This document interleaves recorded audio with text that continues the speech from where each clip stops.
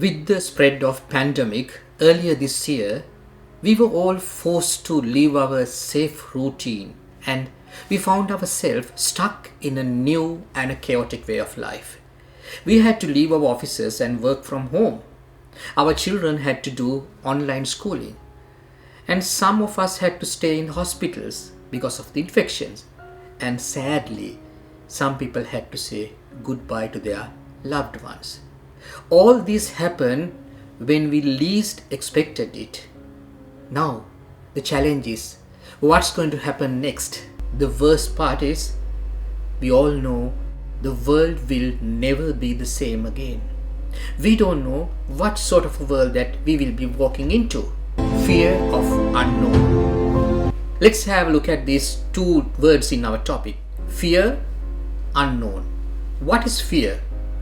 According to Wikipedia, fear is an emotion induced by perceived danger or threat, which causes physiological changes and ultimately behavioral changes. Where does it start and how do we respond to fear? The fear response starts in a region of the brain called amygdala. This reaction is more pronounced with anger and fear. A threat stimulus, such as the sight of a predator, triggers a fear response in the amygdala, which activates areas involved in preparation for motor functions. Let's look at this video.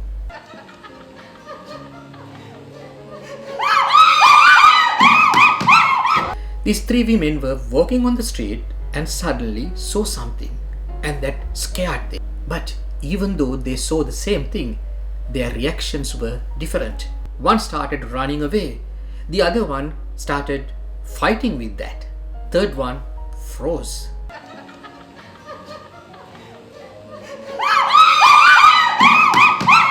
So the three common reactions for fear are either we fight with that, or we leave, or we freeze. So fight, flight, or freeze. Now, let's look at the types of common fears we have. Obviously, the first one is fear of death, and then fear of heights, fear of snakes and spiders, and then fear of public speaking, fear of small spaces like claustrophobia. And then we have another list of things that we get scared of, which are called imaginary fears. For example, fear of failure, fear of mistakes, fear of rejection, fear of uncertainty, and fear of unknown. Some people say these are like horror movies we run in our head because these things hasn't happened yet. We imagine it might happen, but at the end it might not happen. Who knows? So we imagine these things and we get scared. It doesn't matter whether it's an actual fear or an imaginary fear. Our responses will be the same. Either we will fight, fly, or freeze. Doesn't matter which one you choose. None of these responses will produce a productive outcome. So the only option is we have to get familiar with unfamiliarity. We have to feel certain in an uncertain situation. That's the only way to get out of this fear condition. Lexie Rose Alfred, also known as Lexie Limitless, is an American woman who recently made the Guinness World Record for being the youngest person to travel to all the 196 countries in the world. We are having the wrong conversation about our comfort zone.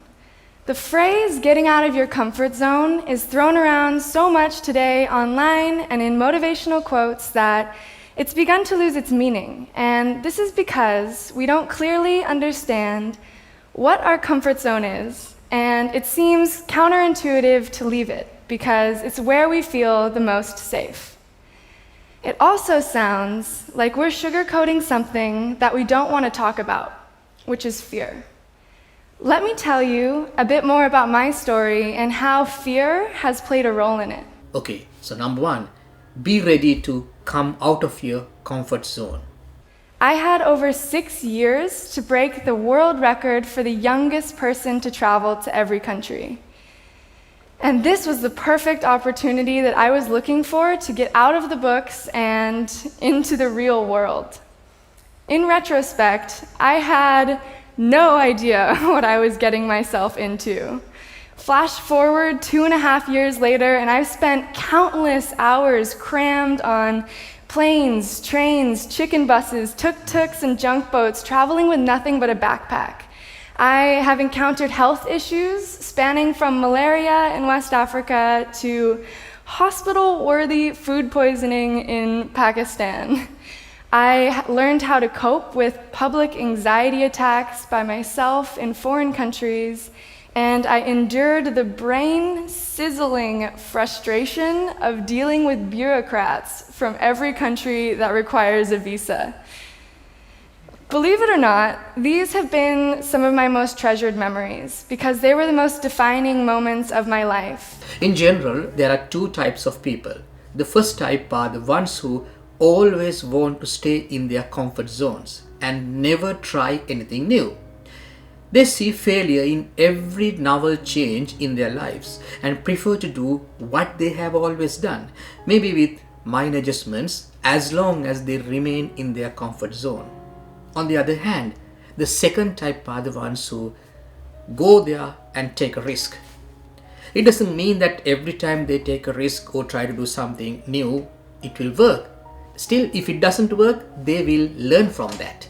And that learning will help them to move forward. They prefer to do whatever they have to do. They love taking risks. And they are the one who always come up with new ideas, find new paths, find new opportunities. When one door closes for them, they will look for another door. They will ask the question, what can I do in this situation? Rather than saying, we can't do anything. They prefer to say, what are the possibilities? How can I move from where am I now to where I want to go? These are the type of questions they would ask. We might not be able to do the things that we were comfortably doing with prior to this COVID-19. We might have to try something new, or we might have to do things in a different way. So are you ready for that? Sam Cawthorn. When he was just 26 years old, Sam Cawthorn's life changed forever. In October 2006, he was involved in a head-on collision with a semi-trailer. He faced severe injuries, including the amputation of his right arm above the elbow and severe damage to his right leg. No one thought, including his medical staff, that he would come out of his wheelchair. But he decided otherwise. He had to start doing things differently and to do new things because he had no other options.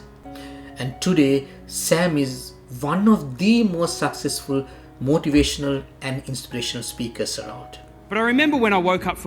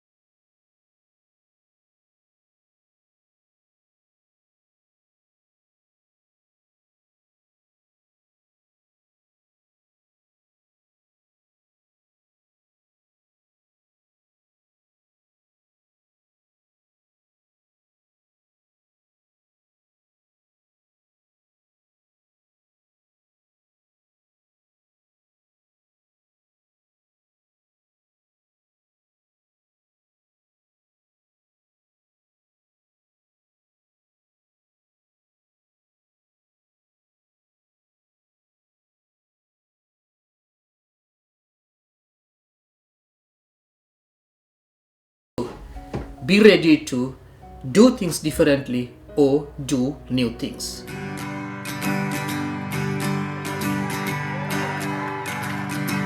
I am awesome. I am awesome. Every day of my life I am awesome.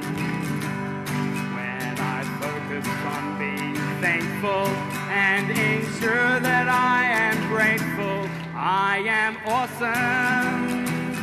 Oh, I am awesome. I'll sing it once more. I am awesome. I am awesome. Every day of my life I am awesome. When I focus on being grateful and ensure that I am thankful, I am awesome. Oh, I am awesome. Thank you very much. In summary, we will be walking into a new world. The world with new challenges and new opportunities. Uncertainty, but possibilities. So, how can we get ready to walk into this new world? Number 1, be ready to come out of your comfort zone. Number 2, be ready to do things differently or do new things. We are afraid to leave the safety of our routine to pursue something greater because of our fear of failure. I set myself up for a goal with a very realistic potential for failure. Not because my family wanted me to, or because it was easy, but because I knew that I would regret it for the rest of my life if I didn't try. And now, I make the majority of the decisions in my life based on the answer to a very simple question. Will I regret not doing this? If the answer is yes, I know that I have a moral obligation to myself and the people around me to do it, even if that means jumping off of a 750-foot dam, or spending 7 months alone, or giving a talk in front of strangers. Being in a state of comfort itself is freedom from pain, but when we subject ourselves to genuine discomfort and plunge into the unknown, that's when we learn to transcend the layers of our comfort zone, manage our fears, and become empowered by them. Ask yourselves, how uncomfortable are you willing to become in order to reach your fullest potential? You know, the doctors told me initially, they said, Sam, you'll never be able to walk ever again. You'll be in a wheelchair for the rest of your life. And my rehabilitation was really, really hard. We're sometimes talking up to, 10 hours a day, 7 days a week. It was really full on. My right leg, as you can see, I physically can't bend it at all. So I'll never be able to ride a bike, go for a jog. It's hard for me to sit in a car, in a theatre, in a plane. I'm 6'3", and my leg doesn't bend at all. But I choose to focus on the good things in life. So every day, starting from tomorrow, I invite you to go to bed with a determination. Wake up with a plan and an open mind, and enjoy your journey. Thank you.